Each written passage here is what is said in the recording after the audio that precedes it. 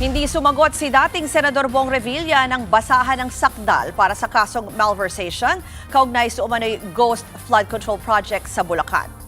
Natuloy na kaninang umaga ang naudlot na arraignment ni Revilla sa Sandigan Bayan noong nakaraang linggo. Dahil dyan, ang korte ang naghain sa kanya ng not guilty plea. Paliwanag ng kanyang abogado, hindi naghain ng plea si Revilla dahil sa pagkwestiyon nito sa proseso ng kaso laban sa kanya. Hindi po siya binigyan ng sapat na pagkakataon para matanggap ang mga dokumento. Yung binanggit namin dati na may higit kumulang 700 pages na complaint na hindi siya na-furnish. Yung mga charge na umabot sa korte, hindi yun yung charge na lumabas doon sa ombudsman level.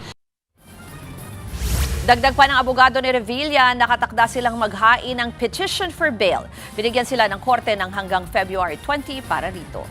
Mga kapatid, Ruth Cabalco, para sa mabilis na pasada ng mga balitang dapat niyong malaman, mag-follow at mag-subscribe sa social media pages ng News 5.